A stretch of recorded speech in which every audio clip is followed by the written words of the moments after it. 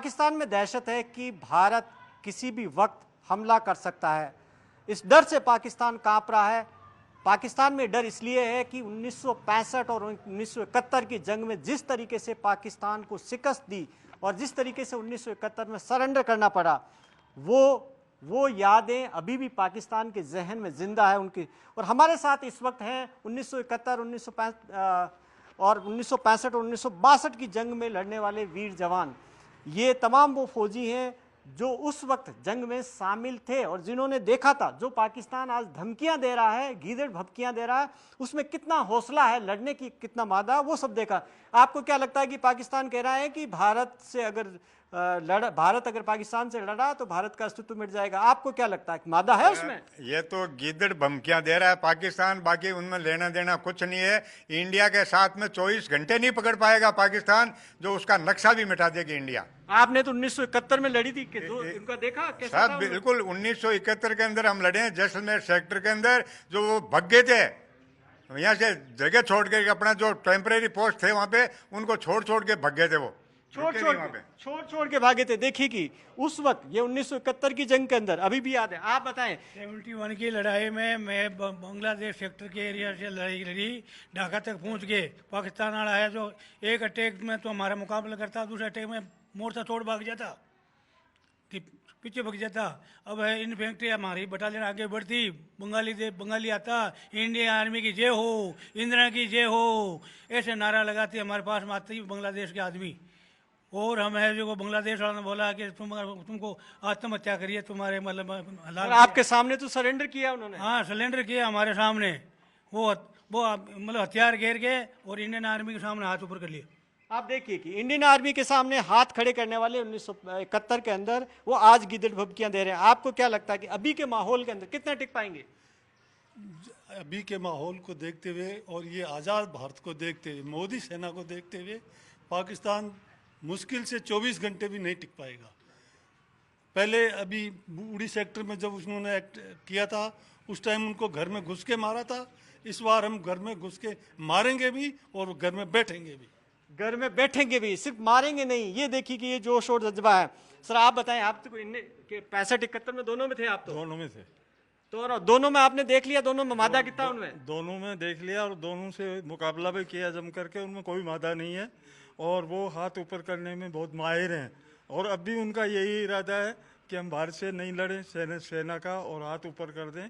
उस वक्त उनके जो पैटर्न टैंक अमेरिका ने दिए थे उनको तोड़ दिए थे, और वो हमारे अभी भी प्रूफ पड़ी हुई यहाँ पर पैटर्न टैंक। और अमेरिका ने ये कहा था कि आपके इंडिया के पास कौन से हथियार हैं जो पैटर्न टैंक को तोड़ दिया। तो इंडिया ने जवाब क्या दिया था कि तुम्हारे इन हथियारों को तुम नहीं देख सकते, तुम्हारा पैटर्न टैंक ही देख सकता है। पैटर्न टैंक देखेगा, वो पैटर्न टैंक जिस पर काफी गुरूर था पाकिस्तान को, वही उन्हीं को ढाया था। और अब ये आप बताएं कि वो कह रहे हैं कि उनके पास में तो परमाणु बम है, वो अगर भारत लड़ा तो वो तो बम मार देंगे। उसके पास परमाणु है तो हमारे पास एटम बम है, और हमें ना उसको 1 मिनट में उड़ा देंगे।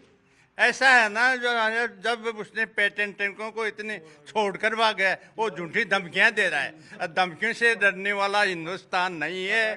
उसको बताया हिंदुस्तान तमाम जनता एक है, पूरा 80 करोड़ मोदी के साथ है। आप बताएं, आपने उस वक्त क्या किया था? हमने है ना उसको पैटर्न टैंकों को पकड़ा, जो 71 में 65 की लड़ाई के अंदर, हाँ, खेमकरण सेक्टर के अंदर उनके जवान है ना पैटर्न टैंकों को लाइन में छोड़ के भाग गए, चारों तरफ से घेर दिया। अगर उसने अटैक किया, अब के अगर हिंदुस्तान के अंदर घुस गए ना, उसका एक टैंक वापस नहीं जाएगा, सारे को बर्बाद कर देंगे और छोड़ेंगे नहीं, उसको अंदर घुस के मारेंगे अगर उग्रवाद बंद नहीं किया तो। मौका मिला तो अगर आपको मौका मिला तो हमें मैदान में कूद जाइए वहाँ और उसको बता देंगे सबक कि 65 की लड़ाई वाले जवान यहाँ लड़ने के लिए तेरे से तैयार है, और अभी भी तैयार है। मोदी जी से कहते हैं कि हमें भी बुला लो, और हम है ना उनको बताएंगे। हमारे जवानों को इतना जोश है कि ये है ना पाकिस्तान का 3 टुकड़े कर देंगे।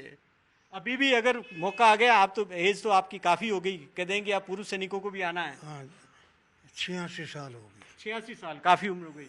अभी भी यादें जिंदा है कि वो पाकिस्तान जो आज इतना धमकियां दे रहा है उसकी क्या हालत थी उस वक्त? नहीं नहीं नहीं, तो ऐसा है ना, अब धमकी तो मरे से मरे आदमी दे सकता है, बाकी उसने हमारे साथ जो जितनी लड़ाई लड़ी है ना, उसमें उसने मार ही खाई है।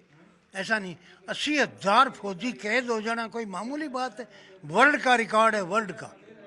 80,000 आदमियों ने हाथ ऊपर कर सरेंडर दिए। किया था। आप देखिए कि वो तस्वीरें हमने तो किताबों में देखी है, तस्वीरों में देखी है, लेकिन ये जिंदा मिसालें हैं जब 1971 की जंग के अंदर पाकिस्तान में किस तरह से पाकिस्तानी सैनिकों ने 90,000 सैनिकों ने सरेंडर किया था।